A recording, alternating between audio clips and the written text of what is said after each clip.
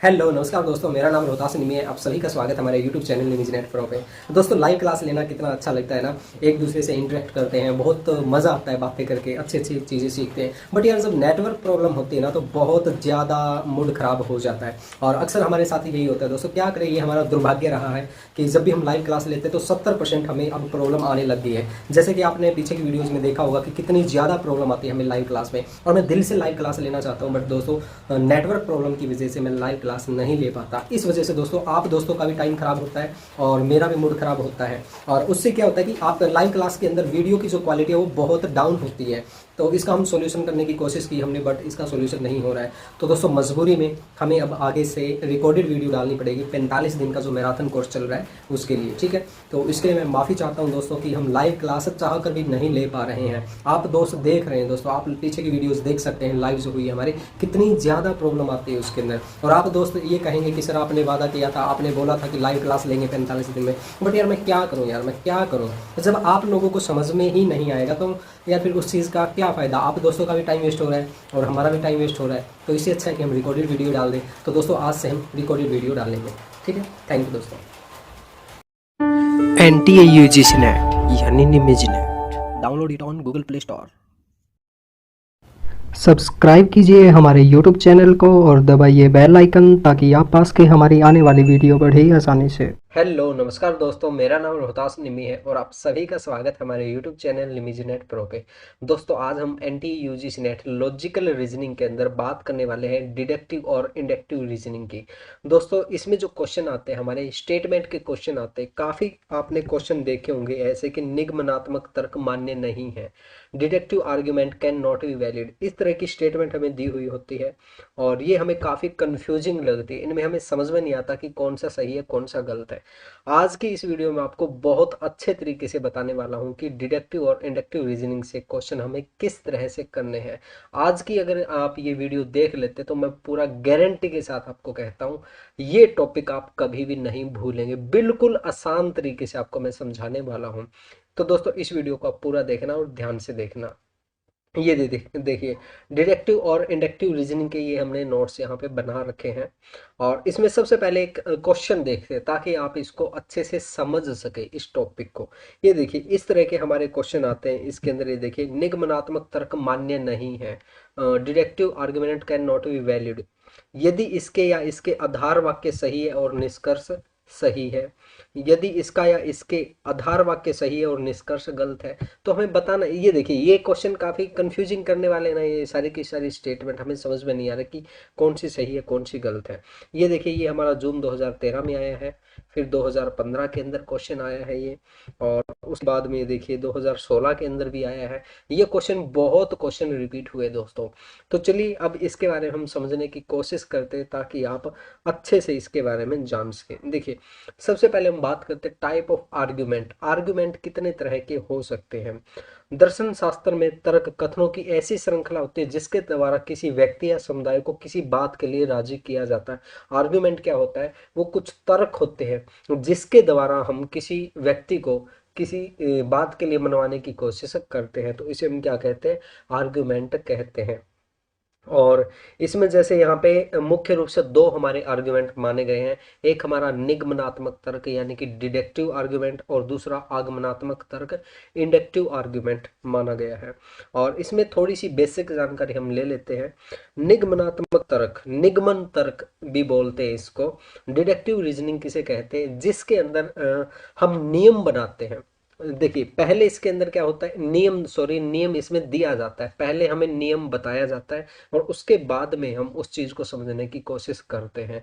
अब देखिए, इसका मैं बहुत ही अच्छा एग्जांपल आपको देता हूँ। मैथ के अंदर अगर हम बात करें, सबसे पहले हमें फॉर्मूला बताया जाता है, एक नियम बताया जाता है कि इस फॉर्मूले के अनुसार ये चैप्टर हमें करना है। पहले हमें क्या है, फॉर्मूला बताया जाता है, उसके बाद में हम उसको समझने की कोशिश करते हैं, उसके बाद में हम उस चैप्टर को करने की कोशिश करते हैं। तो इसके अंदर पहले क्या है, नियम बताए जाते हैं, उसके बाद में चीजों को समझने की कोशिश करते हैं। और ये क्या होते हैं, reasoning from known to unknown, यानी कि नॉन टू अननोन ये चलती है। और इसके अंदर क्या है, और भी काफी सारी चीजें अगर आप देखना चाहें तो देख सकते हैं। अज्ञात सत्य को प्रमाणित किया जाता है, प्राय ज्ञात सत्य के आधार पर अज्ञात सत्य का निगमन होता है। ठीक है, ये चीज आप ध्यान में रखना। और एक और जो चीज है इसके अंदर ध्यान रखने वाली है, ये भी आप ध्यान में रखना, ये हमारे एग्जाम के अंदर आई हुई है, पेपर के अंदर ये तीन चीजें आई हुई है, इन तीन चीजों को आप अच्छे से ध्यान में रखना। निष्कर्ष, जो निष्कर्ष कंक्लूजन जो कहते हैं ना, वो आधार में निहित किसी भी वस्तु से अधिक का दावा नहीं करता। यानी कि जो हमारी प्रीमाइसिस में जो चीजें दी गई है उसी से हमारा निष्कर्ष निकलता है, उससे अधिक का दावा नहीं करता। ये चीज आप ध्यान में रखना। उसके बाद में हम बात करते हैं निष्कर्ष अंतिम रूप से आधार या आधारों द्वारा ही पुष्ट होता है। जो हमारा कंक्लूजन जो होता है वो हमारा क्या है, प्रीमाइसिस के द्वारा ही पुष्ट होता है। ठीक है, ये चीज भी आप ध्यान में रखना। आगे निष्कर्ष अंततः आधारिकाओं से ही निकलता है। जो हमारा कंक्लूजन है वो लास्ट एंड फाइनल हमारी जो प्रीमाइसिस है उसके द्वारा ही निकलता है। तो ये जो तीनों पॉइंट, तीनों के तीनों पॉइंट आप अच्छे से ध्यान में रखना। इनमें से पहले क्वेश्चन आए हुए हैं। और यहाँ पे जैसे कि आगे हम बात करें, यहाँ पे एक छोटा सा उदाहरण इन्होंने दिया हुआ है। सभी कुत्ते स्तनधारी है, ये प्रीमाइसिस हमारी दी हुई है।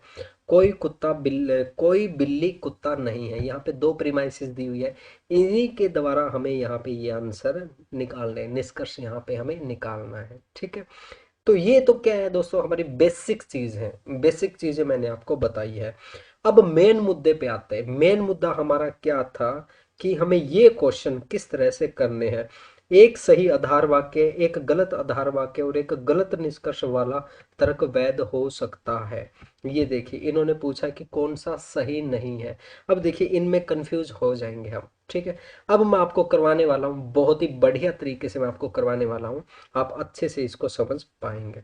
चलिए अब देखते हैं इसको हम किस तरह से करेंगे। अब देखिए इसके अंदर तीन चीजें हमें ध्यान रखनी है। तीन चीजें क्या है, एक तो आधार वाक्य ए हो गया, आधार वाक्य बी हो गया और निष्कर्ष हमारा सी हो गया। ये तीन चीजें होगी, इन तीन चीजों को हम आगे लेके चलेंगे। अब देखिए इसके अंदर पांच तरह के हमारे जो निष्कर्ष है वो निकल सकते हैं। पांच तरह के हमारे आर्ग्यूमेंट वैलिड या इनवैलिड हो सकते हैं। देखिए इसके अंदर क्या है, नंबर एक पे हम क्या लेके चलते हैं कि एक सही आधार वाक्य, रुकिए इसको थोड़ा सही कर लेते हैं, स्क्रीन को नीचे कर लेते हैं। हाँ जी, ये देखिए एक सही आधार वाक्य, एक गलत आधार वाक्य और एक गलत निष्कर्ष वाला तर्क क्या होगा, वैध हो सकता है। अब देखिए इसको हम करने की कोशिश करते हैं। ये व्यक्ति है, ये व्यक्ति कह रहा है, ये एक राइट स्टेटमेंट दे रहा है। इसके अंदर क्या है, ये व्यक्ति कह रहा है आज कोरोना के 10,000 मामले आए हैं। इसकी बात को हमने क्या है, सही पाया। इसने कहा कि आज जो कोरोना के मामले 10,000 आए हैं, तो ये इसकी बात क्या है, बिल्कुल सही है। हमने वेरीफाई किया, ऑफिस में जाके देखा, ऑफिशियल डेटा वेबसाइट वगैरह पे जाके चेक किया, तो इसकी बात हमें बिल्कुल सही लगी। ठीक है, आगे ये लड़की ये कह रहे हैं कि कोरोना से आज कल के मुकाबले 100 से ज्यादा मौतें हुई है। ये कह रही है कि आज जो मौत हुई है ना कोरोना से, वो कल के मुकाबले 100 ज्यादा मौत हुई है। लेकिन हमने देखा कि ये जो लड़की कह रही है ना, ये बात गलत कह रही है। ठीक है, तो ये गलत कह रही है। हमने ऑफिशियल डेटा देखा, वहां पे हमें पता चला कि ये बात गलत कह रही है, इसकी बात सही नहीं है। तो ये एक जज बैठा हुआ है यहाँ पे। ठीक है, ये जज बैठा हुआ है। इस जज ने क्या कहा, इसने कहा कि कोरोना के मामले नहीं बढ़ रहे। ठीक है, ये कह रहा है कि आज मौत नहीं हुई है। और इन्होंने जो कंक्लूजन है ना वो ये निकाला कि कोरोना के मामले जो है वो बढ़ नहीं रहे हैं। तो इन्होंने क्या है, रॉन्ग निष्कर्ष निकाला, गलत निष्कर्ष निकाला। यानी कि इन्होंने कहा भाई कोई कोरोना के मामले नहीं बढ़ रहे हैं और सब नॉर्मल है। ठीक है, यानी कि इसने एक यहाँ पे एक व्यक्ति सही कह रहा है, दूसरी जो लड़की है यानी कि दूसरा इंसान है वो गलत बात कह रहा है। तो इन्होंने क्या कहा कि जो निष्कर्ष है, निष्कर्ष क्या निकाल दिया, निष्कर्ष इन्होंने नेगेटिव निष्कर्ष निकाल दिया। ठीक है, नेगेटिव निष्कर्ष निकाल दिया, तो ये क्या होगा, हमारा सही बात होगी, यानी कि वैलिड आर्ग्यूमेंट ये हमारा होगा। क्योंकि इसके अंदर एक व्यक्ति सही कह रहा है और दूसरा व्यक्ति गलत कह रहा है, तो निष्कर्ष हमारा क्या है, वो गलत आ सकता है, रॉन्ग निष्कर्ष हमारा आ सकता है। ठीक है, आई बात समझ में? तो ये क्या होगा, हमारा वैलिड आर्ग्यूमेंट होगा, सही बात इसको हम बोलेंगे। ठीक है, मैं उम्मीद करता हूँ आपको अच्छे से समझ में आ गया होगा। एक बार फिर से मैं आपको समझा देता हूँ। जहाँ पे एक आधार वाक्य सही हो, दूसरा आधार वाक्य गलत हो और निष्कर्ष हमारा गलत निकले, ठीक है, तो भी हमारा क्या है, आर्ग्यूमेंट वैलिड माना जाएगा। ठीक है, यानी कि हमने इसकी बात को सही मान लिया और इसी के जरिए हमने निष्कर्ष जो है वो निकाला रॉन्ग, और उस वजह से हमारा आर्गुमेंट क्या होगा, वैलिड माना जाएगा। ठीक है, और आगे हम देखते हैं आगे किस तरह का एक और है हमारा आर्गुमेंट। इसके अंदर क्या है, एक सही आधार वाक्य और एक गलत आधार वाक्य, एक सही निष्कर्ष वाला तर्क वैध हो सकता है। ठीक है, अब देखिए इसके अंदर क्या है, एक एक आधार वाक्य राइट, एक ये सही आधार वाक्य मान लिया हमने, दूसरा ये गलत। ये चीज हम ऊपर भी करके आए हैं कि इस व्यक्ति को हमने सही माना, इसको हमने गलत माना, लेकिन निष्कर्ष हमने क्या निकाला, भाई कोरोना के मामले बढ़ रहे हैं। अब की बार हमने क्या है, पॉजिटिव निष्कर्ष निकाल दिया। ठीक है, जो कंक्लूजन है वो हमने पॉजिटिव निकाल दिया, भाई हाँ कोरोना के जो मामले हैं वो बढ़ रहे हैं, तो भी हमारा क्या है, आर्ग्यूमेंट वैलिड माना जाएगा। क्योंकि यहाँ पे हमने इस व्यक्ति की बात को सही मान लिया और इसी से हमने जो निष्कर्ष है वो पॉजिटिव निकाल लिया। ठीक है, तो ये क्या होगा, सही आर्ग्यूमेंट हमारा होगा, वैलिड आर्ग्यूमेंट हमारा यहाँ पे होगा। ठीक है, उम्मीद करता हूँ आपको अच्छे से समझ में आ रहा होगा। दोस्तों अगर आपको कोई बात समझ में नहीं आई है तो आप हमें चैट बॉक्स के जरिए भी बता सकते हैं, या फिर आप हमें व्हाट्सएप नंबर पे भी मैसेज कर सकते हैं। और अगर आपको ये नोट्स चाहिए तो दोस्तों आप हमारी ऐप निमिज नेट जरूर डाउनलोड करना, वहाँ से आपको ये सभी नोट्स मिल जाएंगे, या फिर आप हमारा पेड कोर्स भी ज्वाइन कर सकते हैं। और आगे हम बात करते हैं दोस्तों, नंबर 3 पे बात करते हैं। अब देखिए नंबर 3 पे हम देखते हैं इसमें किस तरह का आर्गुमेंट होता है। देखिए दो सही आधार वाक्य और एक सही निष्कर्ष वाला तर्क वैध होगा। इसके अंदर क्या होता है, जैसे मान के चलते ये जो व्यक्ति है ये कह रहा कि आज कोरोना के 10,000 मामले आए, इसकी बात भी सही निकली।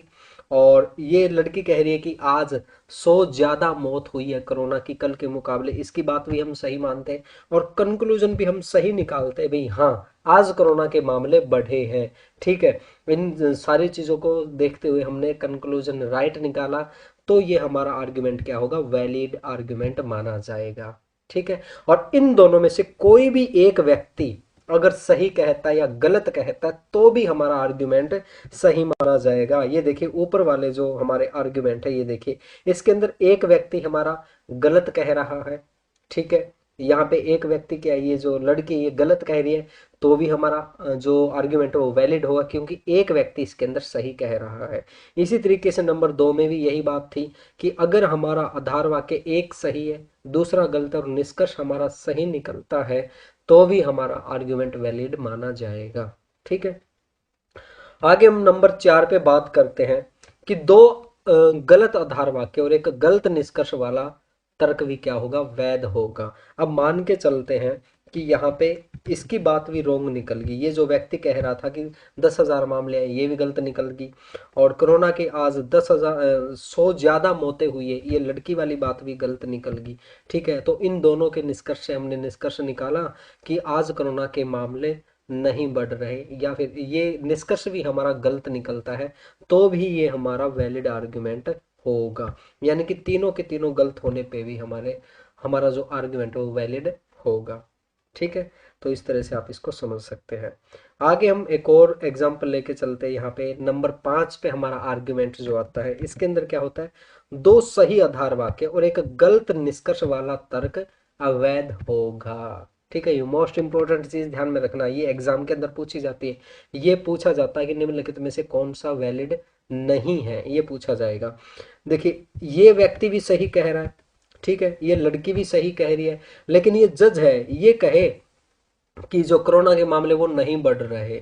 ठीक है, इस व्यक्ति की बात भी हमने सही पाई, हमने वेरीफाई किया, और ये लड़की की बात भी हमने वेरीफाई की, हाँ भाई और रियल में 100 मौतें हुई है और रियल में हमारे 10,000 मामले बढ़े हैं। लेकिन ये जज कहे कि आज कोरोना के मामले नहीं बढ़ रहे, जज इन दोनों की बातों को गलत कह रहा है कि ये दोनों के दोनों गलत है, तो हमारा क्या है जो आर्गुमेंट है इनवैलिड आर्गुमेंट माना जाएगा। आगे बात समझ में? यानी कि जहां पे दोनों के दोनों व्यक्ति सही हो और जज ये कहे कि नहीं ये तो गलत है, तो वहां पे क्या होगा, हमारा इनवैलिड आर्गुमेंट होगा। ठीक है, आगे हम बात करते हैं। अब देखिए इसमें एक क्वेश्चन करने की कोशिश करते हैं, इससे आपको अच्छे से समझ में आ जाएगा।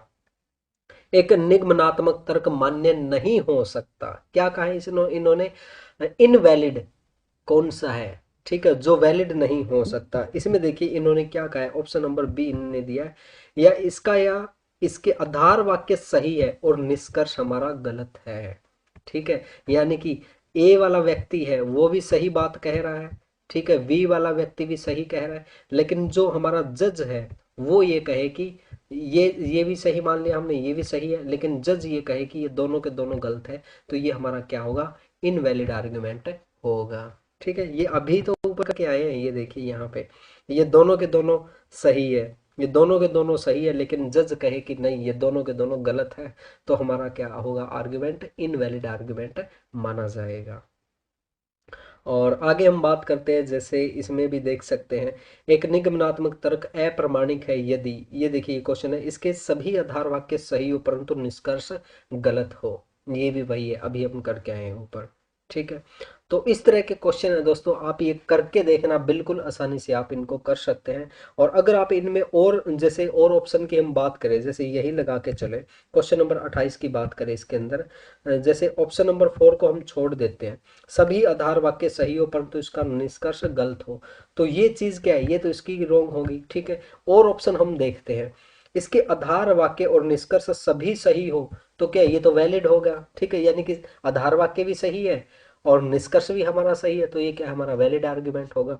आगे हम बात करते हैं, इसके आधार वाक्य और निष्कर्ष सभी गलत हो, यानी कि सारी की सारी चीजें गलत है, तो भी हमारा ये आर्गुमेंट वैलिड होगा। आगे हम बात करते हैं नंबर 3 पे, इसके सभी आधार वाक्य गलत हो परंतु निष्कर्ष सही हो।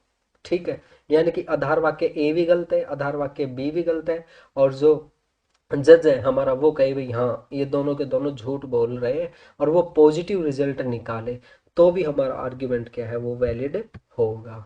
ठीक है, तो उम्मीद करता हूँ आपको समझ में आ गया होगा। आप इससे रिलेटेड जो भी क्वेश्चन है वो करके देखना, अच्छे से आपको ये समझ में आ जाएगा। और आगे हम बात करते हैं दोस्तों, आगे हमारा इंडक्टिव आर्ग्यूमेंट है। इंडक्टिव आर्ग्यूमेंट का एक बहुत ही अच्छा सिंपल भाषा में मैं बताता हूँ। इंडक्टिव आर्ग्यूमेंट के अंदर क्या होता है, पहले उदाहरण बताया जाता है और उसके बाद में कोई नियम बनाया जाता है।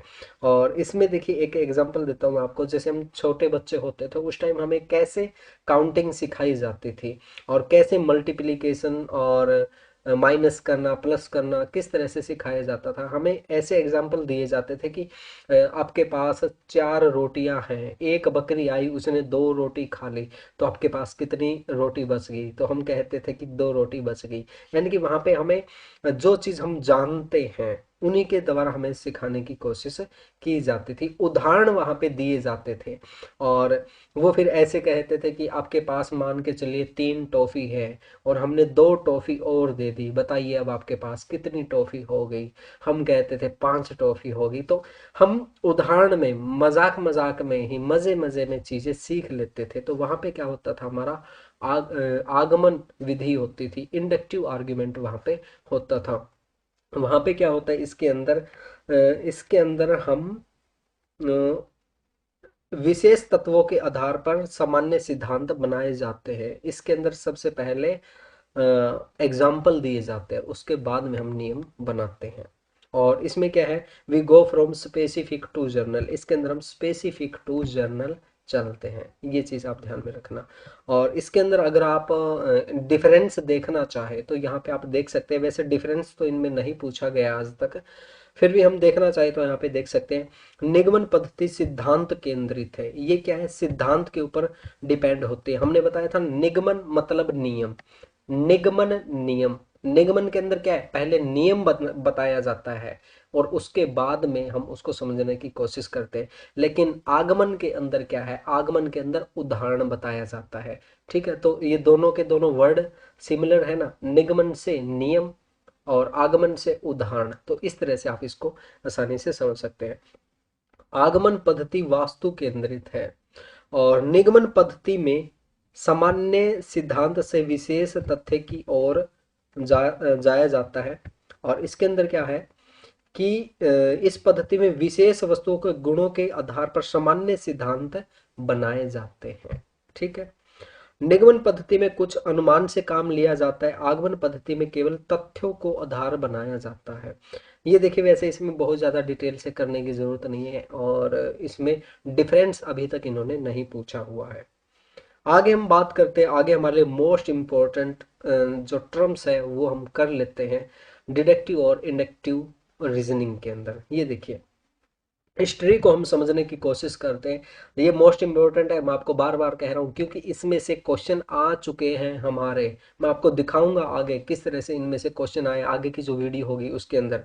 ये देखिए, ये एक ट्री है, ट्री को हम समझने की कोशिश करते हैं। जो डिडक्टिव आर्ग्यूमेंट होता है, निगमन विधि जो होती है, उसके अंदर क्या होता है, ये हमारी या तो वैलिड होगी या फिर हमारी इनवैलिड होगी। हमने बात की थी ना ऊपर, या तो ये वैलिड होगा या फिर इनवैलिड होगा। ये जो हमारे आधार वाक्य है उसी के ऊपर डिपेंड करता है। ठीक है, तो ये क्या है, ये या तो वैलिड होगा या फिर इनवैलिड होगा, दो चीजों में से एक चीज होगी। लेकिन जो हमारी इंडक्टिव है, ये हमारी आगमन विधि है, ये क्या है, स्ट्रोंग भी हो सकती है, वीक भी हो सकती है। इसका मतलब ये, स्ट्रोंग का मतलब ये है कि कोई व्यक्ति किसी बात के बारे में सही यानी कि ज्यादा पॉसिबिलिटी दे रहा है। जैसे हम मान के चले भाई, ये आदमी है ना, ये आदमी चोर हो सकता है क्योंकि मैंने इसको वहां पे ना एक बार झूठ बोलते हुए देखा था और ये वहां पे एक बार पकड़ा भी गया था, चोरी करते हुए पकड़ा गया है।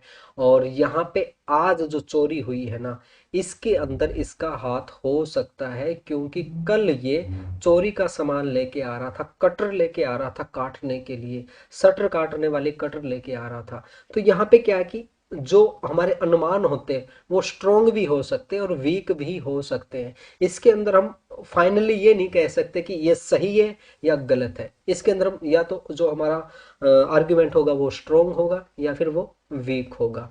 इस तरह से होता है हमारा इंडक्टिव रीजनिंग के अंदर, आगमन विधि के अंदर। लेकिन डिडक्टिव क्या होगा, वो हमारा या तो हमारा वैलिड होगा या फिर हमारा इनवैलिड होगा। ठीक है, तो उम्मीद करता हूँ दोस्तों आपको ये अच्छे से समझ में आया होगा। और आगे हम बात करते हैं कि जो वैलिड आर्गुमेंट होता है ना, वो हमारा साउंड और अनसाउंड होगा। अब देखिए, साउंड और अनसाउंड क्या होता है ये मैं आपको अभी बताने वाला हूँ। और जो हमारा स्ट्रोंग आर्ग्यूमेंट जो होता है वो कोगेंट होगा या फिर अनकोगेंट होगा। ठीक है, इसके बारे में भी हम बात करेंगे। अब देखिए, ये जो टर्म है, टर्म कौन कौन सी टर्म है हमारी, यहाँ पे हमने बात की थी साउंड, अनसाउंड, कोगेंट, इन तीनों टर्म के बारे में हम बात करते हैं। और प्लस में हमारा स्ट्रोंग और वीक आर्ग्यूमेंट क्या होता है उसके बारे में भी हम बात करते हैं। ये देखिए, सबसे पहले हम बात करते हैं कि sound and unsound deductive argument किसे कहते हैं। ये अच्छे से आप ध्यान में दे लीजिए क्योंकि एग्जाम के अंदर इसमें से क्वेश्चन आया हुआ है। ठीक है, a deductive argument is sound if and only if it is both valid. दोबारा देख लीजिए इसको, a deductive argument is sound, deductive argument को साउंड कब बोलेंगे, if and only if it is both valid and all of its premises are actually true. यानी कि इसकी जो दोनों की दोनों हमारे प्रीमाइसिस है, वो प्रीमाइसिस और कंक्लूजन है हमारा, वो वैलिड हो। ठीक है, वो सारी की सारी चीजें वैलिड हो और जो प्रीमाइसिस है हमारी वो एक्चुअल में राइट हो, एक्चुअल में हमारी ट्रू हो, तो ही हमारी वो क्या बोली जाएगी, साउंड आर्गुमेंट बोला जाएगा। इसके अंदर दोबारा से देख लीजिए, ये कि जो दोनों की दोनों चीजें होती है, हमारी प्रीमाइसिस और हमारा कंक्लूजन, वो वैलिड होगा। प्लस में प्रीमाइसिस जो होगी वो एक्चुअल में हमारी ट्रू होगी। ठीक है, तो उसको हम क्या बोलेंगे, साउंड आर्ग्यूमेंट बोलेंगे। नहीं तो otherwise A deductive argument is unsound. अगर ये इनवैलिड होती है तो इसको हम क्या बोलेंगे, अनसाउंड आर्ग्यूमेंट इसको हम बोलेंगे। और आगे हम बात करते हैं स्ट्रॉन्ग आर्ग्यूमेंट और वीक आर्ग्यूमेंट के बारे में बात करते हैं। And inductive argument with a good form, the inferential relationship in such that the premises provide probable support for the conclusion। यानी कि वही बात आ गई ना, जिस आर्ग्यूमेंट के अंदर हमें उसके वैलिड होने की बहुत ज्यादा संभावना बन रही हो, जिसके बारे में हमें काफी सबूत मिल जाए, बहुत ज्यादा संभावना बने, तो वहां पे क्या होगा, हमारा स्ट्रॉन्ग आर्ग्यूमेंट होगा। और इसी तरीके से जहां पे an inductive argument with a poor form, यानी कि वहां पे हमें किसी चीज के बारे में बहुत कम एविडेंस है और कम सबूत है हमारे पास, even if the premises are true they would not provide much support for the conclusion. यानी कि वो सही होने के बावजूद भी वो प्रूव नहीं कर पा रहा है, उसके पास ज्यादा सबूत नहीं है, हम अच्छे तरीके से उसमें नहीं प्रूव कर सकते कि ये सही है या गलत है, तो वहां पे क्या होगा, हमारा वीक आर्ग्यूमेंट होगा। ठीक है, आगे बात समझ में। और लास्ट में हमारा जो रहता है वो है कोगेंट आर्ग्यूमेंट रहता है। इसके अंदर क्या होता है, similar to the concept of soundness for the deductive argument है। ये क्या है कि साउंडनेस जो होती है हमारे डिडक्टिव आर्ग्यूमेंट के अंदर, वैसा ही है ये। A strong inductive argument with true premises is termed cogent। अब देखिए इसके अंदर क्या होता है कि हमारा जो स्ट्रॉन्ग इंडक्टिव आर्ग्यूमेंट होता है, इंडक्टिव आर्ग्यूमेंट की बात चल रही है अब, इंडक्टिव आर्ग्यूमेंट जो स्ट्रॉन्ग होता है और जिसकी प्रीमाइसेस सारी की सारी ट्रू हो, प्रीमाइसेस ट्रू हो, तो उसको हम क्या कहेंगे, कोगेंट आर्ग्यूमेंट कहेंगे। अब देखिए आपको एक चीज मैं दिखाता हूं जिससे आपको अच्छे से समझ में आ जाएगा। यहाँ पे हमने बात की थी, कहाँ पे है कि, हाँ ये हमने बात की थी, ये देखिए हमारा साउंड के अंदर हमने क्या बात की थी, a deductive argument is sound if and only if it is both valid and all of its premises are actually true. ठीक है, डिडक्टिव आर्ग्यूमेंट के अंदर अगर हमारी प्रीमाइसेस ट्रू होती है तो उसे हम क्या कहेंगे, साउंड कहेंगे। ठीक है, और इंडक्टिव आर्ग्यूमेंट, अगर यहाँ पे इंडक्टिव आर्ग्यूमेंट आ जाता है, इंडक्टिव आर्ग्यूमेंट के अंदर हमारी सभी प्रीमाइसेस ट्रू होती है तो उसे हम क्या बोलेंगे, कोगेंट आर्ग्यूमेंट बोलेंगे। ठीक है, आगे बात समझ में। मैं उम्मीद करता हूँ आपको अच्छे से ये समझ में आ गया होगा ये टॉपिक। अगर फिर भी आपका कोई सवाल जवाब है तो आप हमें ज़रूर ज़रूर बताना। और दोस्तों अगर आपको ये वीडियो अच्छी लगी ना, रियल में आपको अच्छी लगी, आपका कॉन्सेप्ट क्लियर हो गया, तो दोस्तों आप हमें कमेंट बॉक्स के जरिए ज़रूर ज़रूर ज़रूर बताना, ताकि हम आगे भी आपको इसी तरीके से स्टडी करवाते रहे। आपका एक छोटा सा कमेंट दोस्तों हमें बहुत ज़्यादा मोटिवेट करता है हमें आगे काम करने के लिए। तो आप सभी दोस्त अपनी अपनी राय जरूर देना। अगर वीडियो अच्छी लगी तो इस वीडियो को लाइक कीजिए, कमेंट कीजिए और शेयर कीजिए। अगर आपने अभी तक हमारा चैनल सब्सक्राइब नहीं किया तो चैनल सब्सक्राइब कर लीजिए, घंटी का बटन जरूर दबाइए ताकि आप हमारी आने वाली वीडियोस को आसानी से देख सकें। और दोस्तों इसके साथ साथ अगर आपने अभी तक हमारी ऐप निमिज नेट डाउनलोड नहीं किया है तो वो भी डाउनलोड कर लीजिए, ताकि आपको सभी स्टडी मटेरियल एक ही जगह पे मिल जाए। तो दोस्तों आज के लिए बस इतना ही। Thank you very much, bye bye. नमस्कार दोस्तों, मेरा नाम रोहतास निमी है और आप सभी का स्वागत हमारे YouTube चैनल निमी नेट प्रो पे। दोस्तों आज हम बात करने वाले हैं NTA UGC net logical reasoning के अंदर मोड एंड फिगर के बारे में।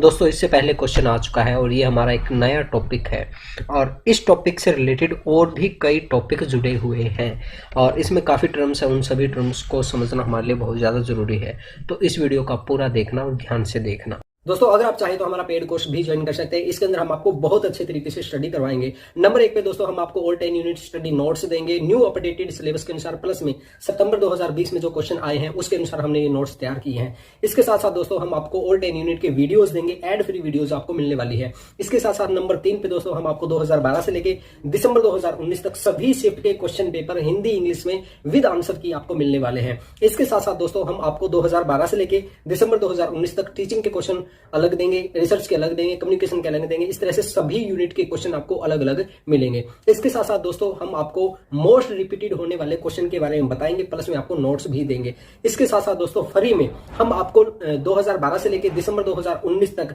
Old year question paper second भी देंगे विद आंसर की। और इसके साथ साथ दोस्तों हम आपका लाइव मॉक टेस्ट लेंगे यूट्यूब पे। तो दोस्तों अगर आपको एक कोर्स ज्वाइन करना है तो हमें जल्दी से जल्दी व्हाट्सएप नंबर पर मैसेज कीजिए या फिर लिंक हमने वीडियो डिस्क्रिप्शन बॉक्स में भी दिया हुआ है। दोस्तों मोड एंड फिगर को हम अब समझते हैं अच्छे से। एक श्रेणीबद्ध युक्ति वाक्य सिलोजिज्म के अंदर क्या होना जरूरी है, उसकी क्या योग्यता होती है। देखिए नंबर 1 के अंदर दोस्तों एक तर्क के अंदर दो कथन यानी कि दो प्रीमाइसिस होती है और एक कंक्लूजन होता है। और प्रीमाइसिस क्या होती है, कंक्लूजन क्या होता है, ये मैंने आपको पहले भी बताई हुई है, आप वो वाली वीडियो देख सकते हैं, उसमें हमने काफ़ी टर्म्स के बारे में बात की है। देखिए प्रीमाइसिस ये होती है जो हमारे कथन जो होते हैं जो एक दूसरे को प्रूव करने की कोशिश करते हैं, एक कथन दूसरे के ऊपर डिपेंड होता है। तो इसके अंदर जो युक्ति वाक्य होता है इसके अंदर क्या होता है, दो कथन होते हैं, एक निष्कर्ष होता है। दो कथन कौन से, P1 प्रीमाइसिस 1 जैसे कि सभी चोर अच्छे होते हैं, और P2 क्या कह रहा है, राजू एक चोर है। ये दोनों के दोनों हमारी क्या है दोस्तों, प्रीमाइसिस है, प्रीमाइसिस 1 और 2। और इसके द्वारा हमारा क्या निकलता है, कंक्लूजन निकलता है, अतः राजू अच्छा है। देखिए P1 के अंदर क्या कहा गया है कि सभी चोर अच्छे होते हैं और राजू क्या है, एक चोर है, तो इसलिए क्या हुआ, राजू एक अच्छा इंसान हुआ। ठीक है, तो यहाँ से हमारा कंक्लूजन निकल गया। आगे हम बात करते हैं कि तीन कथन स्पष्ट प्रस्ताव में होते हैं, यानी कि वो स्पष्ट एक दूसरे के बारे में बताते हैं। वो स्पष्ट हो सकता है, गलत भी हो सकता है, सही भी हो सकता है, यानी कि रॉन्ग या राइट के बारे में बताएंगे वो। और ये नहीं है कि जैसे कि यहाँ पे ये लिखते कि दरवाज़ा बंद करो, ठीक है, तो वो क्या हुआ, वो हमारी प्रीमाइसिस नहीं हुई, वो क्या है कि एक सही सेंटेंस होगा। इसके बाद हम बात करते हैं, इसमें तीन अलग अलग शब्द होते हैं, यानी कि तीनों अलग अलग बातें करते हैं, यानी कि एक दूसरे से जुड़े हुए जरूर होते हैं लेकिन अलग अलग होते हैं। प्रत्येक शब्द का प्रयोग दो बार किया जाता है। अब देखिए इसके अंदर जो शब्द है उसका दो बार यूज किया जा सकता है। जैसे राजू की हम बात कर रहे हैं, ये देखिए चोर है, चोर यहाँ भी शब्द यूज हो गया और यहाँ भी यूज हो गया, राजू है यहाँ भी हो गया और यहाँ भी हो गया। तो इस तरह से इसके अंदर दो बार यूज किया जा सकता है। आगे हम बात करते हैं कैटेगोरिकल सिलोजिज्म के अंदर क्या होता है, को इसको समझने के लिए और हम चीज़ें करते हैं। प्रमुख शब्द, इसके अंदर जो ट्रम्स हैं, तीन ट्रम है हमारे, उन तीनों ट्रम को हम समझने की कोशिश करेंगे। देखिए नंबर 1 आता है प्रमुख ट्रम, उसको P से हम डिनोट करते हैं, प्रेडिकेट भी उसको कहते हैं। निष्कर्ष की भविष्यवाणी करता है, इसको हम क्या कहते हैं, हिंदी में प्रमुख ट्रम और इंग्लिश में मेजर ट्रम कहते हैं, और इसको इंग्लिश में P से डिनोट करते हैं, और प्रेडिकेट ऑफ कंक्लूजन भी इसको बोला जाता है। इनके बारे में आपको बहुत अच्छे तरीके से समझाऊंगा, अभी आपको एक एग्जाम्पल ही करवाने वाला हूँ, उससे आप अच्छे से समझ जाएंगे। और उसके बाद में लघु अवधि यानी कि लघु ट्रम, इसको ऐसे से डिनोट करते हैं, यानी कि माइनर ट्रम होती है, छोटी ट्रम होती है, ये होता है निष्कर्ष का विषय होता है। और सब्जेक्ट ऑफ द कंक्लूजन, ये क्या होता है, कंक्लूजन का सब्जेक्ट होता है। ठीक है, ये क्या होता है, कंक्लूजन का सब्जेक्ट होता है, और ये प्रेडिकेट ऑफ कंक्लूजन होता है। अब देखिए, अब आगे और मैं दिखाता हूँ आपको, अच्छे से समझ में आ जाएगा। फिर है मध्य अवधि, मध्य अवधि मिडिल ट्रम बोलते हैं इसको, term that occur in both premises, यानी कि जो दोनों के अंदर हो उसे हम क्या कहेंगे, मिडिल ट्रम कहेंगे। अब देखिए, अब आपको एक एग्जाम्पल दिखाता हूँ, एग्जाम्पल से आपको अच्छे से समझ में आ जाएगा। All mammals are creatures that have hair, number 1 ये हमारी प्रीमाइसिस होगी। ठीक है, उसके बाद में ऑल डॉग्स आर मैमल्स, यानी कि मैमल्स क्या होते हैं, स्तनधारी जीव होते हैं जो दूध पिलाते हैं अपने बच्चों को, वो क्या हो गए, स्तनधारी, यानी कि सभी स्तनधारी जीव है जिनके बाल होते हैं, ये हमने यहाँ पे चीज़ पढ़ ली। और नंबर 3 पे क्या है, therefore all dogs are creature that have hair, यानी कि सभी स्तनधारी जीव है जिनके बाल होते हैं, और सभी कुत्ते क्या है, वो स्तनधारी है।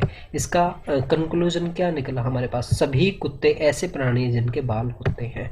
अब देखिए इसके अंदर जो तीनों ट्रम की हमने बात की है ना, वो तीनों ट्रम देखते हैं इसके अंदर कौन कौन सी है। अब ये देखिए, जो हमारी इसके अंदर ग्रीन है, सॉरी जो ब्लू है, नीली है, वो हमारी मेजर ट्रम है। ये देखिए, ये हमारी क्या है दोस्तों, क्रिएचर दैट हैव हेयर, ये हमारी क्या है, ये हमारी मेजर ट्रम है।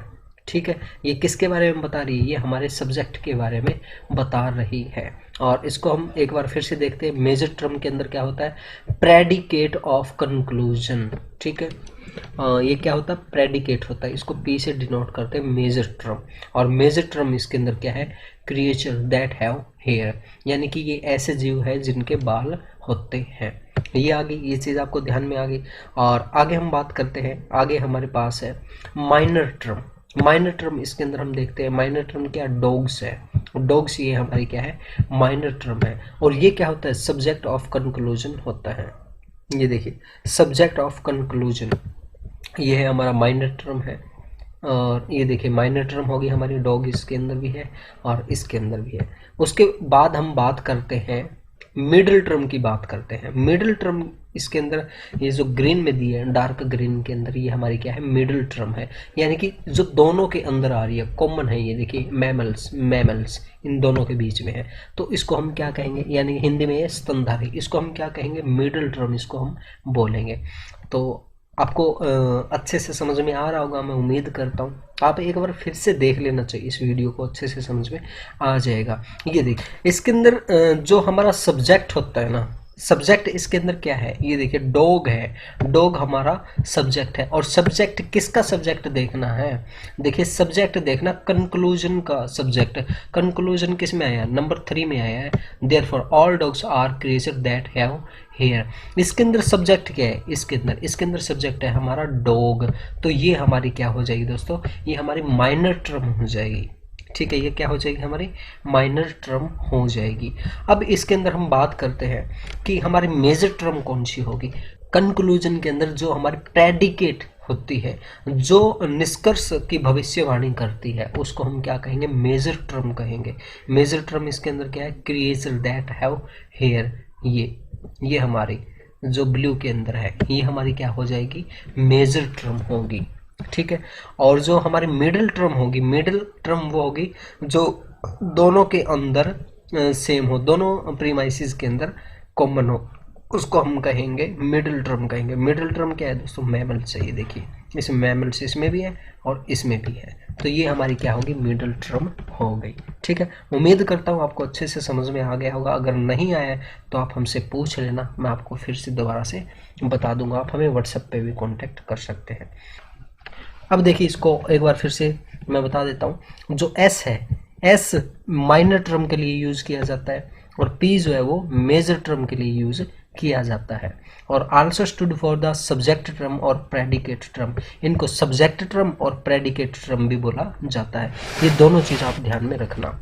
अब हम आगे बात करते हैं कि जो हमारी न्याय युक्ति है वो कितनी तरह की हो सकती है, कितनी तरह के क्या टाइप हो सकते हैं उनके। देखिए नंबर 1 पे इसको समझने की कोशिश करते हैं। इसमें मध्य पद एम प्रमुख वाक्य पी का उद्देश्य पद यानी कि सब्जेक्ट होता है। अब इसको आसानी से समझने की कोशिश करते हैं। देखिए ये पहले इन्होंने दिया हुआ है, एम अगर पी है, ठीक है, एम अगर पी है, एस अगर एम है, तो एस इक्वल टू पी होगा। ये बात बिल्कुल सही है। अब हम यहाँ पे m की बात करते हैं, ठीक है, m की बात करते हैं। m यहाँ पे क्या है दोस्तों, m जो है प्रमुख वाक्य p का सब्जेक्ट है। ठीक है, प्रमुख वाक्य क्या है, p का यहाँ पे सब्जेक्ट है, यहाँ पे m। ठीक है, लघु वाक्य s का प्रेडिकेट है, लघु वाक्य s ये है, s का यहाँ पे क्या है, ये प्रेडिकेट यहाँ पे दिया हुआ है। ठीक है, तो एक सिचुएशन ये हो सकती है इसकी कि P का तो क्या हो जाएगा, P का तो हो जाएगा ये सब्जेक्ट और S का क्या हो जाएगा, ये हमारा प्रेडिकेट हो जाएगा। और यहाँ से हमारा आंसर निकल जाएगा S इक्वल टू P। ठीक है, नंबर 1 चीज़ आपको समझ में आई। और वैसे ये ज़्यादा क्वेश्चन में नहीं आने की, लेकिन फिर भी आपको बेसिक इन्फॉर्मेशन के लिए समझना जरूरी है। अब देखिए आगे एक और क्या हो सकती है सिचुएशन इसकी। इसमें मध्य पद एम जो है दोनों आधार वाक्य का प्रेडिकेट हो सकता है। अब देखिए इसके अंदर क्या है, P अगर M है, ठीक है, P अगर M है और S अगर M है, तो दोनों के दोनों क्या हो जाएंगे, S इक्वल टू P होगा। अब देखिए ये जो M है, M हमारा क्या है, प्रेडिकेट है। ठीक है, निर्धारक है, निर्धारक, यानी कि M को इस साइड में हमने लिखा है। P अगर M है और S अगर M है तो S इक्वल टू P होगा। तो इस तरह से भी हमारा जो युक्ति है वो ऐसे भी हो सकती है। आगे हम बात करते हैं कि और किस तरह से हमारी युक्ति हो सकती है। इसमें मध्य पद M दोनों आधार वाक्य का सब्जेक्ट पद होता है। अब देखिए यहाँ पे क्या था, यहाँ पे हमारा प्रेडिकेट था यहाँ पे, ठीक है, M यहाँ पे क्या था, प्रेडिकेट। अब ये सब्जेक्ट होगा दोनों का। ये देखिए M अगर P है और M अगर S है तो भी क्या होगा, S इक्वल टू P हो जाएगा। यानी कि ये स्थिति भी हमारी युक्ति के अंदर हो सकती है। और आगे हम बात करते हैं कि एक और स्थिति क्या हो सकती है हमारी युक्ति की। इसमें मध्य पद एम दोनों प्रमुख वाक्य का विधेय प्रेडिकेट और लघु वाक्य का उद्देश्य सब्जेक्ट होता है। यानी कि ये देखिए इसके अंदर इन्होंने फिर से जो सिचुएशन है वो अलग दे दी है, यहाँ पे इनकी स्थिति बदल दी है। देखिए पी अगर एम है, यहाँ पे जो एम है, एम क्या दिया यहाँ पे प्रेडिकेट दिया है, यहाँ पे क्या दिया है प्रेडिकेट दिया है। और इसमें एम अगर एस है, यहाँ पे इन्होंने क्या दिया है सब्जेक्ट दिया है यहाँ पे। ठीक है, अगर ये स्थिति बनती है तो भी हमारा एस इक्वल टू पी होगा। तो दोस्तों यहाँ पे चार चीजें दिखाई गई है और चारों ही सिचुएशन में एस इक्वल टू पी होगा। तो मैं उम्मीद करता हूँ आपको अच्छे से समझ में आ गया होगा। अगर फिर भी आपको कोई प्रॉब्लम है तो आप हमसे पूछ सकते हैं, आप हमें व्हाट्सएप पे मैसेज कर सकते हैं। ये टॉपिक थोड़ा सा टिपिकल मैं मान सकता हूँ कि थोड़ा यानी कि पजल करने वाला होता है, ठीक है, लेकिन फिर भी अगर आप थोड़ा सा ध्यान देंगे तो आपको अच्छे से समझ में आ जाएगा। और आप इस वीडियो को दोबारा से देखना ध्यान से, आपको अच्छे से समझ में आ जाएगा। तो दोस्तों आज के लिए बस इतना ही। Thank you very much. NTA UGC NET यानी निमिज NET, download it on Google Play Store. Hello नमस्कार दोस्तों, मेरा नाम रोहतास निमी है और आप सभी का स्वागत है हमारे YouTube चैनल निमिज नेट प्रो पे।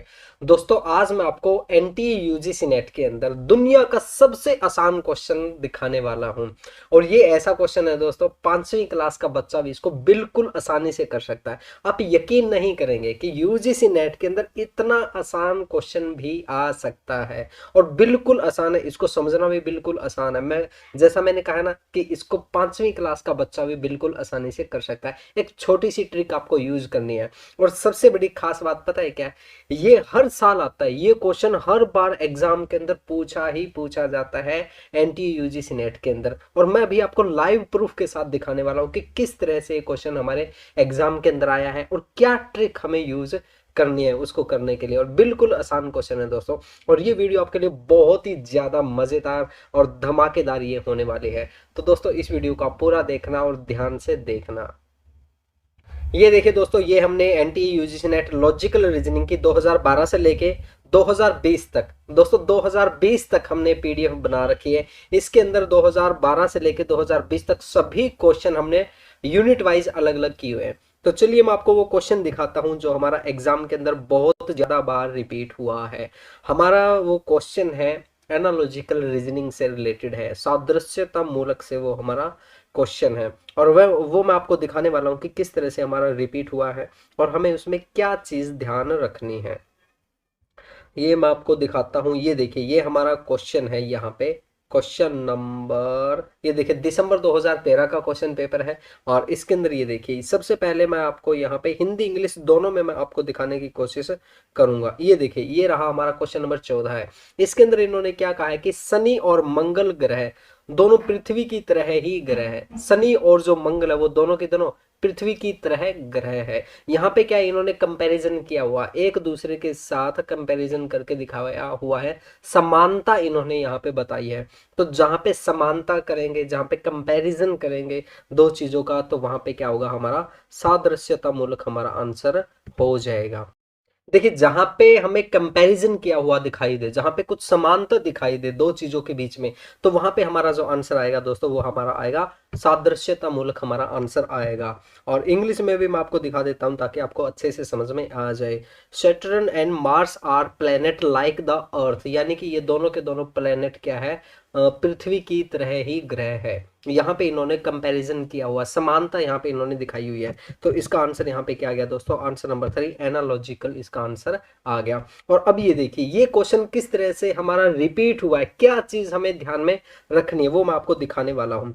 और जो आगे जो क्वेश्चन आया हमारा, ये देखिए ये हमारा जून 2014 के अंदर क्वेश्चन आया है। और इसमें इन्होंने क्या कहा है, जिस प्रकार किसी सेना को छोटी छोटी टुकड़ियों में बांटने से सेना की शक्ति क्षीण हो जाती है, उसी प्रकार, अब देखिए इसने कहा है कि जिस प्रकार किसी सेना को छोटी छोटी टुकड़ियों में बांटने से सेना की शक्ति क्षीण हो जाती है, उसी प्रकार किसी हीरे को छोटे छोटे टुकड़ों में काट दिया जाए तो उसके मूल्य में ह्रास हो जाता है, यानी कि मूल्य में कमी आ जाती है। तो यहाँ पे क्या किया है, सेना की टुकड़ी और जो हीरा है, इन दोनों के अंदर कंपैरिजन किया हुआ है, इन दोनों के अंदर समानता दिखाने की कोशिश की गई है। तो यहाँ पे भी इसका आंसर आप देख सकते हैं, आंसर ए इन्होंने दिया है, सादृश्यता मूलक इसका आंसर दिया है। और दोस्तों आप इस वीडियो को पूरा देखना, हो सकता है आप ये कहें कि ये वीडियो तो सर हमने देखी हुई है, हमने जो पहले वीडियो बनाई थी वो 1 साल पहले बनाई थी, ये वीडियो आज मैं बना रहा हूँ 2020 के अंदर, फरवरी 2020 में ये बना रहा हूँ। तो इसके अंदर मैं आपको बहुत अच्छे तरीके से बताने वाला हूं कि 2020 में किस तरह से क्वेश्चन में बदलाव आया है। तो दोस्तों ये वीडियो आपको पूरा देखना बहुत ज़्यादा ज़रूरी है। चलिए आगे मैं आपको यही क्वेश्चन इंग्लिश में भी दिखा देता हूं ताकि अच्छे से समझ में आ जाए। ये देखिए, if a large diamond is cut up into little bits it lose its value just as a army is divide up into small unit। यहाँ पे भी इन्होंने क्या है कि कंपैरिजन किया हुआ है और इसका आंसर देखिए, आंसर इन्होंने क्या दिया, ए दिया, और ए इसका आंसर क्या है हमारा एनालॉजिकल आंसर यहाँ पे है। ठीक है, तो उम्मीद करता हूँ आपको अच्छे से समझ में आ रहा होगा। अब ये देखिए जून 2015 के अंदर देखिए 3 साल हो गए, 3 साल, 13 में भी आया, 14 में भी आया, 15 में भी आया। ठीक है, आगे बहुत बार ये क्वेश्चन रिपीट हुआ है, आगे मैं आपको दिखाने वाला हूँ। अब ये देखिए यहाँ पे जून 2015 के अंदर कैसे क्वेश्चन आया है, बेहतर शिक्षा का लाभ उठाकर किसी आदमी का अपने को स्त्री से अधिक बुद्धिमान मानना इसी प्रकार है जैसे कि, ये देखिए इसी प्रकार है जैसे कि एक हाथ बंधे हुए व्यक्ति को पीटकर किसी आदमी द्वारा अपने को साहसी बताना। ठीक है, तो यहाँ पे भी क्या है, इन्होंने कंपैरिजन किया हुआ है, समानता दिखाई हुई है कि इसी प्रकार है जैसे कि। ठीक है, जहां पे आपको ये नजर आए कि इसी तरह, जैसे कि, जिस तरह, यानी कि कंपैरिजन जहां पे किया जाए वहां पे हमारा आंसर क्या आएगा, सादृश्यता मूलक तर्क हमारा आंसर आएगा, एनालॉजिकल हमारा आंसर आएगा। अब ये देखिए ये दिसंबर 2015 का क्वेश्चन पेपर है और इसके अंदर देखिए एक बार फिर से हमारा क्वेश्चन रिपीट हो गया है कि निम्न दिए गए तर्क पर विचार कीजिए। शिक्षकों का रोजगार पूर्व परीक्षण बिल्कुल उचित है क्योंकि चिकित्सकारों, वस्तुकारों एवं अभियंताओं इस समय नियुक्त है को ऐसे परीक्षण का सामना करना पड़ता है। अब ये देखिए इन्होंने क्या कहा है कि शिक्षकों का भी टेस्ट होना चाहिए। क्यों होना चाहिए, क्योंकि जो हमारे जो चिकित्सक है और वास्तुकार आर्टिस्ट है उनको भी इनसे नियुक्त होने से पहले परीक्षण से गुजरना पड़ता है। तो यहाँ पे क्या है कि इन्होंने कंपैरिजन किया हुआ है, इनके अंदर समानता दिखाई गई है। तो यहाँ भी इसका आंसर क्या है दोस्तों, आंसर नंबर 2 यहाँ पे दिया हुआ है, सादृश्यता मूलक इसका आंसर दिया हुआ है। और दोस्तों अगर आपको वीडियो अच्छी लग रही है ना तो इस वीडियो को लाइक जरूर कीजिए। और देखिए कितना कितना ईजी इसके अंदर एक ट्रिक है कि जहाँ पे समानता दिखाई जाए, और यही बात अगर हम 5वीं क्लास के बच्चे को बताएंगे कि जहाँ पे दो चीज़ों का कंपैरिजन किया जाए, समानता दिखाए, तो वो भी इसका आंसर बिल्कुल आसानी से दे देगा। तो इसलिए मैं कह रहा था दोस्तों आपको शुरू में कि दुनिया का सबसे आसान क्वेश्चन हमारे यूजीसी नेट के अंदर आता है, और अगर अब भी आप ये क्वेश्चन गलत करेंगे ना एग्जाम के अंदर तो तोड़ूंगा बहुत मैं तुम्हें, देख लेना, तोड़ूंगा बहुत। और जो भी दोस्त इस क्वेश्चन को राइट करके आएगा उसको मेरी तरफ से 500 रुपये इनाम मिलेगा। ये देखिए रख रखे मैंने, 500 रुपये दूंगा मैं आपको। ठीक है, जिसका नेट जेआरएफ होगा मेरी तरफ से रुपए ले लेना आप, इनाम होगा मेरी तरफ से। ठीक है, तो ये यार गलत नहीं होना चाहिए, अपनी क्लास में जो भी हम क्वेश्चन करवाते हैं वो गलत नहीं होने चाहिए कभी भी। ठीक है, और आगे देखिए, आगे एक और क्वेश्चन है हमारा जून 2016 के अंदर। ये क्वेश्चन देखिए जून 2016 के अंदर क्या है, यह कल्पना करना कि इस अनंत अंतरिक्ष में पृथ्वी ही एक बसी हुई दुनिया है ऐसा असंगत कथन है जैसा यह है कि बाजरे के खेत में केवल एक दाना उगेगा। ठीक है, यहाँ पे भी इन्होंने कंपैरिजन किया। क्या कंपैरिजन किया है कि अगर हम ये सोचे ना कि पूरे अंतरिक्ष के अंदर पृथ्वी ही ग्रह है हमारा, तो ये वैसा होगा जिस तरीके से हम मान के चले कि खेत के अंदर हमने बाजरा बोया और एक ही दाना उगे। तो यहाँ पे भी इन्होंने कंपैरिजन किया हुआ है। तो यहाँ पे भी इसका आंसर क्या है दोस्तों, आंसर नंबर 4 है, सादृश्यतात्मक इसका आंसर है। और अब देख लीजिए 2013 में, 14 में, 15 में, 16 में हर बार ये क्वेश्चन आया दोस्तों, हर बार हर एग्जाम के अंदर ये क्वेश्चन आया है। तो यहाँ पे इस तरह के अगर मैं मान लो आपको 20 क्वेश्चन मैं बता देता हूँ इस तरह के हर टॉपिक में, लॉजिकल रीजनिंग के अंदर, रिसर्च के अंदर, टीचिंग के अंदर, आईसीटी के अंदर अगर आपको बता दूं तो आप बताइए, खुद बताइए, आपको कौन रोक सकता है यूजीसी नेट जेआरएफ क्वालिफाई करने से, आपको कौन रोक सकता है। ठीक है, तो इसलिए मैं कहता हूं आप हमारी वीडियोस देखिए, और अगर आपको पूरा स्टडी मटेरियल चाहिए तो आप हमारी ऐप निमिज नेट डाउनलोड कर सकते हैं, और बहुत अच्छे से स्टडी करने के लिए आप हमारा पेड कोर्स भी ज्वाइन कर सकते हैं। पेड कोर्स आपको हमारी ऐप के अंदर मिल जाएगा, या फिर आप हमें व्हाट्सएप पे भी मैसेज कर सकते हैं। चलिए आगे देखते हैं हम, आगे यही क्वेश्चन किस तरह से रिपीट हुआ है हमारा। और ये देखिए, ये 2017 का क्वेश्चन पेपर है, देख लीजिए, आप देख लीजिए, हर साल ये क्वेश्चन आ रहा है। ये देखिए, महिलाओं तथा पुरुषों की प्रजनात्मक क्रियाविधि अलग अलग हो सकती है, लेकिन किसी को भी दूसरे के सापेक्ष अधिक उत्कृष्ट अथवा उत्कृष्ट नहीं माना जा सकता। उसी तरह, अब देखिए आगे ना उसके अंदर, उसी तरह जिस प्रकार किसी पक्षी के पंखों को मीन पक्षी के सापेक्ष उत्कृष्ट या उप उत्कृष्ट नहीं माना जा सकता। यहाँ पे क्या है, जो हमारे पक्षी है, पक्षियों का कंपैरिजन किसके साथ किया गया है, जो हमारे व्यक्ति है, महिलाएं हैं, उनके साथ कंपैरिजन यहाँ पे किया गया है। और जहां पे कंपैरिजन होगा वहां पे क्या आएगा हमारा, सादृश्यता मूलक या सादृश्य परक आंसर आएगा। और इंग्लिश में इसको हम क्या कहेंगे, एनालॉजिकल इसका आंसर आएगा। यहाँ पे बता देता हूँ मैं आपको, ये देखिए, ये रहा हमारा क्वेश्चन नंबर 27। ये देखिए, इसका आंसर नंबर 3 यहाँ पे इन्होंने दिया है, एनालॉजिक इसका आंसर दिया हुआ है। तो दोस्तों आप बिल्कुल आसानी से देख सकते हैं कि किस तरह से हमारे डिट्टो कॉपी क्वेश्चन रिपीट होते हैं यार। आप अब तो आपको यकीन आ गया होगा ना कि डिट्टो कॉपी क्वेश्चन रिपीट होते हैं, और मैं आपको हर बार हर टॉपिक के अंदर दिखाता हूँ। और दोस्तों अगर आपको हमारी वीडियो अच्छी लगे ना, तो इस वीडियो को लाइक जरूर करना, और कमेंट बॉक्स के अंदर आप जरूर जरूर जरूर बताना कि क्या मुझे ऐसी आगे और भी वीडियोस बनानी चाहिए अलग अलग टॉपिक पे रिलेटेड।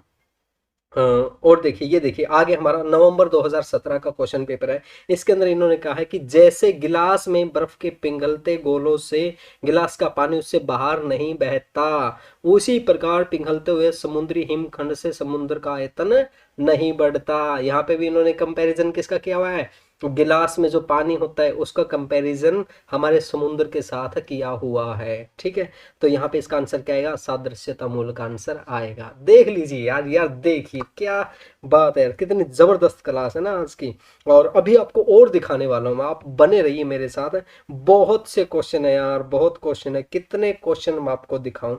और ये मैं आपको, देखिए सभी क्वेश्चन यहाँ पे दिखा पाना थोड़ा सा मुश्किल होता है, इसलिए मैं आपको कहता हूँ कि आप हमारे नोट्स ले सकते हैं हमारी ऐप के अंदर। और वहाँ पे हमने टॉपिक वाइज अलग अलग किए हुए हैं, रिसर्च के अलग, टीचिंग के अलग, सभी क्वेश्चन हमने अलग अलग किए हुए हैं। इससे आप बिल्कुल आसानी से अपना नेट और जेआरएफ क्वालिफाई कर सकते हैं। और इसमें मैं दिखाता हूँ, हमारा 2018 के अंदर भी क्वेश्चन आया है।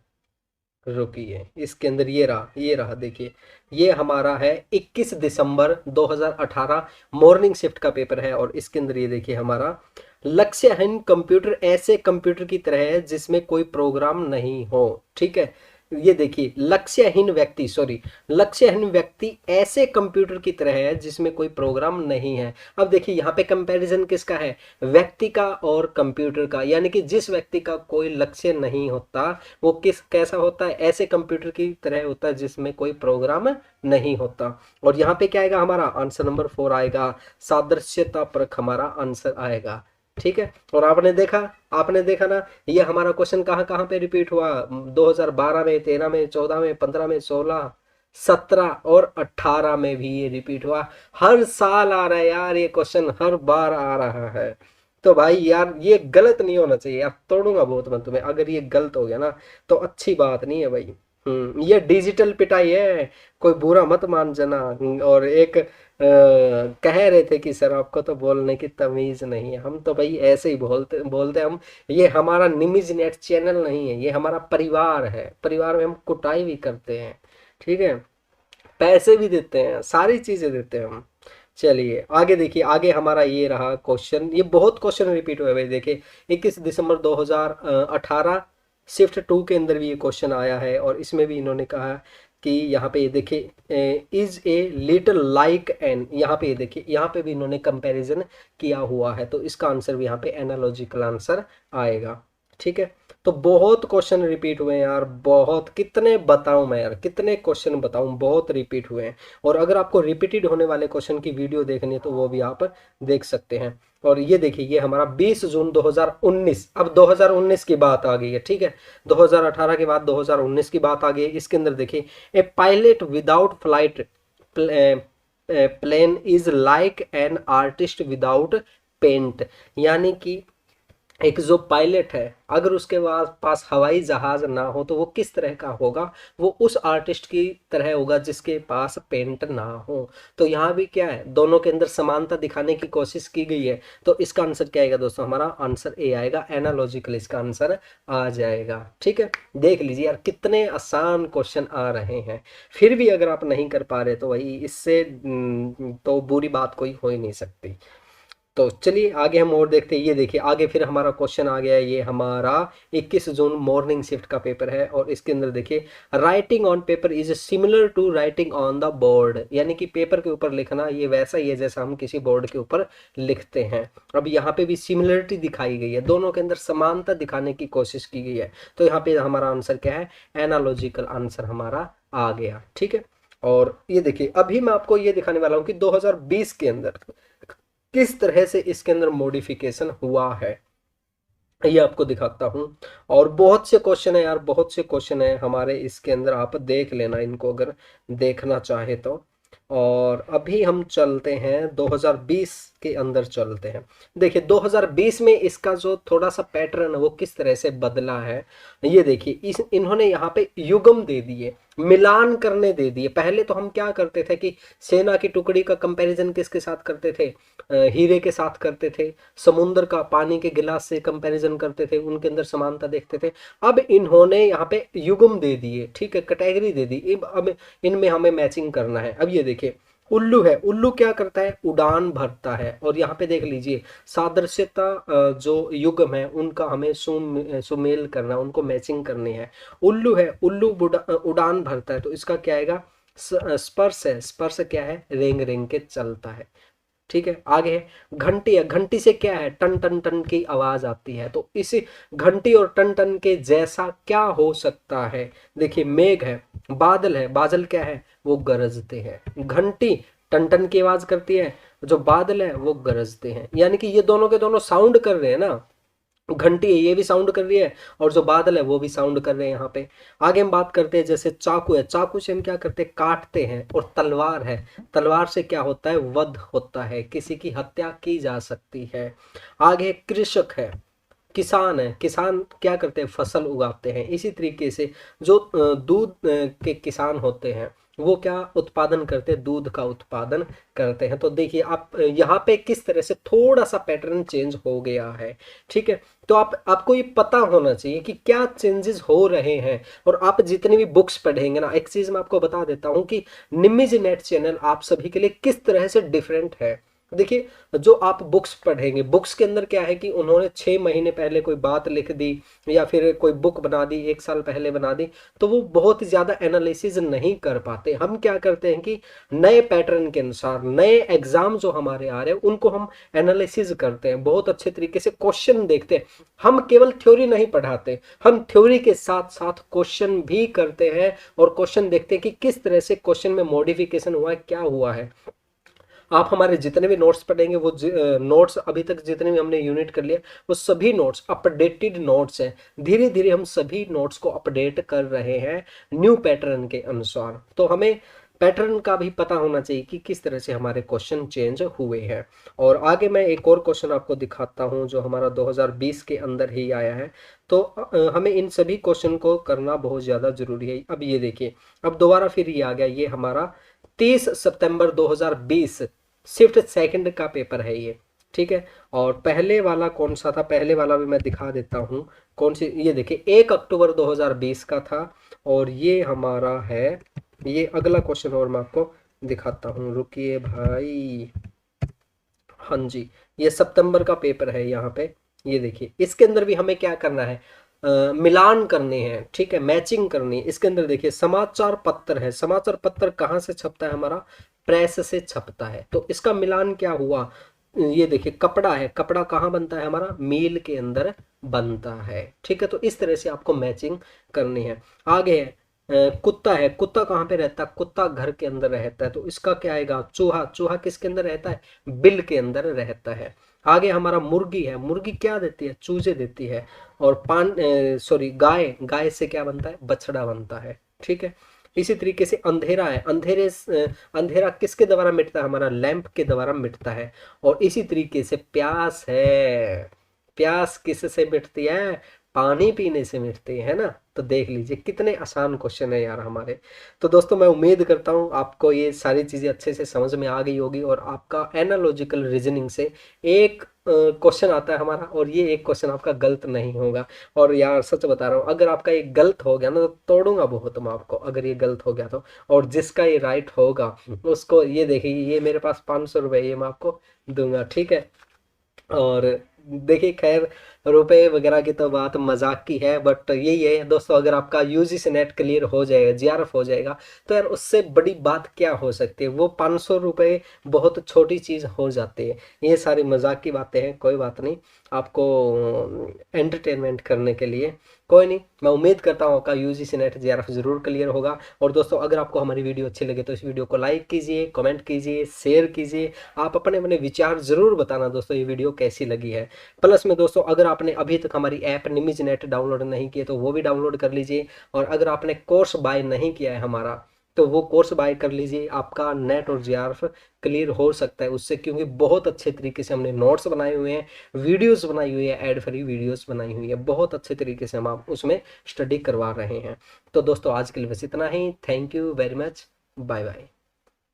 दोस्तों अगर आप चाहें तो हमारा पेड कोर्स भी ज्वाइन कर सकते हैं। इसके अंदर हम आपको बहुत अच्छे तरीके से स्टडी करवाएंगे। नंबर 1 पे दोस्तों हम आपको ऑल 10 यूनिट स्टडी नोट्स देंगे न्यू अपडेटेड सिलेबस के अनुसार, प्लस में सितंबर 2020 में जो क्वेश्चन आए हैं उसके अनुसार हमने ये नोट्स तैयार किए हैं। इसके साथ साथ दोस्तों हम आपको ऑल 10 यूनिट के वीडियोस देंगे, एड फ्री वीडियोस आपको मिलने वाली है। इसके साथ साथ नंबर 3 पे दोस्तों हम आपको 2012 से लेके दिसंबर 2019 तक सभी शिफ्ट के क्वेश्चन पेपर हिंदी इंग्लिश में विद आंसर की आपको मिलने वाले हैं। इसके साथ साथ दोस्तों हम आपको 2012 से लेके दिसंबर 2019 तक टीचिंग के क्वेश्चन अलग देंगे, रिसर्च के अलग देंगे, कम्युनिकेशन के अलग देंगे। इस तरह से सभी यूनिट के क्वेश्चन आपको अलग अलग मिलेंगे। इसके साथ साथ दोस्तों हम आपको मोस्ट रिपीटेड होने वाले क्वेश्चन के बारे में बताएंगे, प्लस में आपको नोट्स भी देंगे।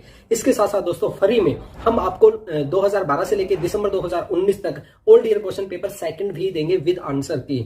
और इसके साथ साथ दोस्तों हम आपका लाइव मॉक टेस्ट लेंगे यूट्यूब पे। तो दोस्तों अगर आपको एक कोर्स ज्वाइन करना है तो हमें जल्दी से जल्दी व्हाट्सएप नंबर पर मैसेज कीजिए, या फिर लिंक हमने वीडियो डिस्क्रिप्शन बॉक्स में भी दिया हुआ है।